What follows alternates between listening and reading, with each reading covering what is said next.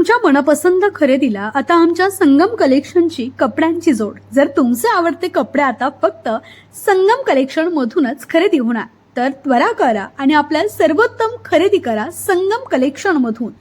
तर आता चॉईस तुमची, तर कपडे आमच्या दुकानातून.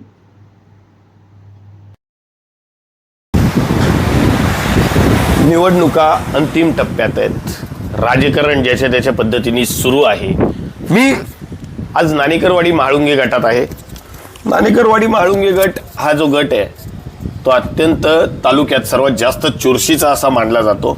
इथे काही लोक आहेत, आज आपण त्यांच्याशी बोलण्याचा प्रयत्न करूयात. की आजोबा, मला एक सांगा, प्रचार कसा चालू आहे? कुठलाही पक्ष असो, मला पक्षाच्या बाजून बोलायचं. पक्ष जोरात चालू आहे प्रचार. जोरात चालू आहे. तुमच्याकडे गाड्यांचे भोंगे वगैरे वगैरे. तुम्हाला काय वाटतं, लोकांनी कोणाला निवडून द्यावं? लोकांनी द्यावा हे राष्ट्रवादीला. राष्ट्रवादीला का? ते कामं करतात म्हणून. कामं करतात म्हणून. आजोबा, तुम्ही वयस्कर आहात, अनेक पावसाळे पाहिलेत, किंबहुना माझ्यापेक्षा डबल. मला एक सांगा, तुम्ही अनेक वर्ष अनेक राजकीय नेते पाहिलेही असतील, तुम्हाला राष्ट्रवादी कामं करते म्हणून हवंय, पण राष्ट्रवादीच का हवी? पण ते कामं करतात म्हणूनच पाहिजे ना. बरं. आणि लोकांच्या समस्या दूर करतात. याच्यानंतर मला आता समजा मी तुम्हाला विचारलं की 2 दिवसाआधी राज्याचे उपमुख्यमंत्री अजितदादा पवारांचा 4 दिवसाआधी दुर्दैवी मृत्यू झाला, तर मग काय म्हणाल? आता ते काय याचं आहे ना सगळं. आता मृत्यू झाला त्याला काय विषय नाही ना काही. ते अपघाती झाले सगळं. तरी पण घड्याळच पाहिजे. गाड्यालाच पाहिजे. मृत्यू कुठलाही असो, तो अपघाती असतो. दुर्दैव नक्कीच नागरिकांमध्ये आजही त्या गोष्टीबद्दल हळहळ व्यक्त होतीये, होत राहणार. आणखीन एक आजोबा आहेत. आजोबा नमस्कार. तुम्हाला काय वाटतं, तुमचा कल कुठल्या बाजूला आहे? नाणेकरवाडी म्हाळुंगे गट. आमचा कल अजितदादाचं निधन झाल्यानंतर राष्ट्रवादीची सत्ता आली पाहिजे असं माझं स्वतःचं मत आहे. 3 दिवस डोळ्याचं पाणी माझ्या आटलं नाही. आणि समजा चुकून काही लोकांनी मतदान केलंच वेगळ्या पक्षाला, तो त्याचा अंतर्गत विषय येतो. मला वेगळ्या पक्षाचं बोलायचं नाही आजोबा. तुम्ही अत्यंत वयस्कर आहात. तुम्ही म्हणालात की 3 दिवस तुमच्या डोळ्यातलं पाणी नाही आलं. वाईट तर आम्हालाही वाटलं, वाईट प्रत्येक माणसाला वाटलं. राष्ट्रवादी का हवी?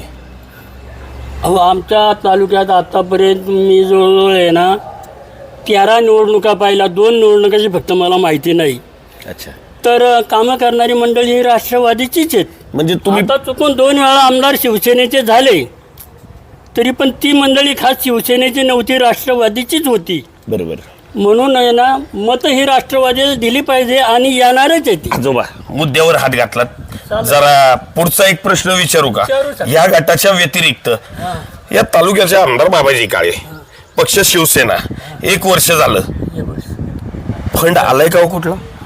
नाही ना, कारण फंड देणाराच माणूस हा आहे ना अर्थमंत्री होता. मला बाबाजी शेटवर टीका करायची नाहीये, मला नागरिकांना सत्य दाखवायचंय. आणि हे सत्य मी बोलत नाहीये, कोणीतरी 70च्या पुढचे आजोबा बोलतायत. बोला आजोबा. अहो, अर्थमंत्री जर काल पर्यंत तेच होते, त्यामुळं वर्षभरामध्ये ठाकरे सेनेला आमच्या तालुक्यात तरी फंड आलेला नाही, आणि मग ते कसं काय काम करू शकतील? हां, तुमची टीका मला लक्षात आली आजोबा. मी मुद्द्यावर येतो. हसण्यासारखी गोष्ट नाहीये, हसणेवारी नेण्याची सुद्धा गोष्ट नाहीये, पण आजोबांनी जे हसण्यावारी सांगितलं, हसता हसता सांगितलं, त्याकडे लक्ष देण्याची गरज आहे. आजोबा, 2 उमेदवार गटात, गणेश बोत्रे, खाली अश्विनीताई तरस, या दोघांच्या बाबतीत तुम्हाला काय वाटतं? आता दोघांच्या बाबतीत पाहायचं म्हटलं तर आमचा उमेदवार आहे ना उत्कृष्ट काम करणारा तर आहेच, पण संपूर्ण आहे ना 7-8 गावांमध्ये आदरणीय आहे. आणि हे आम्हाला जो दुसरा उमेदवार आहे तो गेली 72 वर्ष मीच ओळखीत नाही. येलवाडीसुद्धा माझा अर्ध गाव असताना माझी मुलगी आहे त्या ठिकाणी, आणि मग अशा माणसाला मतं. अहो, तो अब्जुदीश आहे. आता मी अजून मुद्द्याचं बोलतो. गोत्रेच्या बाबतीत जर म्हटलं, आता समोर धनशक्ती, आता धनशक्ती विरुद्ध जनशक्ती, मग त्यामुळं आजोबा, धनशक्ती विरुद्ध जनशक्ती, गणेश बोत्रे यांच्या विरोधातील एक उमेदवार आहेत जीवन खराबी. जीवन खराबी यांची प्रॉपर्टी कागदोपत्री 140 कोटी आहे. या गटात खेड तालुक्यातला सर्वात जास्त पैसा ओतला जाणार आहे. मला माणसावर टीका करायची नाहीये, मात्र या गटात तेवढा पैसा समोरच्या म्हणजेच विरोधी उमेदवाराकडनं वाटला जातोय का ते सांगता येणार नाही. बरं, या शब्दावर आजोबांनी खेड तालुक्यातील गेल्या 4 पिढ्यांहून अधिक चालत आलेली सर्वात जुनी पेढी, विश्वासीच परंपरा, सोने चांदी हिरे मोती दागिने नवग्रह खडे मिळण्याचे एकमेव ठिकाण वापगावकर लक्ष्मी ज्वेलर्स. प्रोप्रा परेश माऊलीशेठ वापगावकर, बाजारपेठ वेची शेजारी, राजगुरुनगर. 985019999.